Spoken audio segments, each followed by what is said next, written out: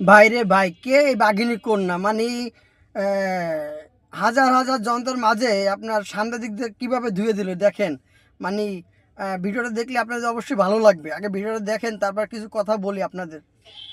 আরেকটি কথা আমি গণমাধ্যমদেরকে বলতে চাই, কোন নেতা দেশে আসলো, কোন বিদেশ থেকে নেত্রী পদত্যাগ করলো, কোন রাজনৈতিক দল কার সাথে জড়ে গেল, কোন চলচ্চিত্র অভিনেতা কার সাথে বিবাহ বিচ্ছেদ হইল, এইসব বাল ছালের আলাপ দিতে আসবেন না।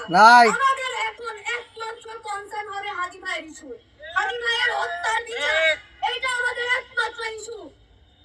কোন রাজনৈতিক দলের সাথে কে জড়ে গেছে এইসব দিয়ে আপনারা মিডিয়া কভারেজ করবেন না।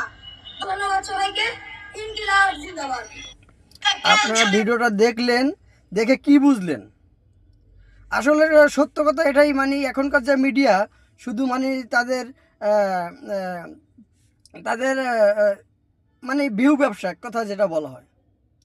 আপনারা দেখবেন যে যখন মানে আমাদের সাবেক প্রধানমন্ত্রী বেগম খালেদা জিয়া যখন অসুস্থ ছিলেন, তার শারীরিক অবস্থা নিয়ে বিভিন্ন নিউজ আমাদের দিত, মানে প্রতিটা মিডিয়া চ্যানেল দিত।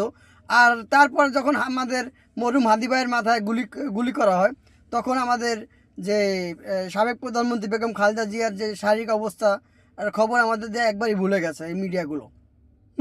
এখনকার মিডিয়া মানে সত্যর পক্ষে কোনো কথাই বলে না, শুধু তাদের ভিউ ব্যবসা। আর তাদের কিভাবে তাদের চ্যানেলটা ভাইরাল করবে, ভাইরাল নিউজের পিছনে দৌড়ে দিতেছে। আসলে এই বোনটার কথা আমার খুব ভালো লাগছে দেখে আমি আপনাদের সাথে শেয়ার করলাম। আপনারা এই বোনটির কথা ভালো লাগলে অবশ্যই ভিডিওটা লাইক করবেন, কমেন্ট করবেন এবং ভিডিওটা শেয়ার করবেন। ধন্যবাদ।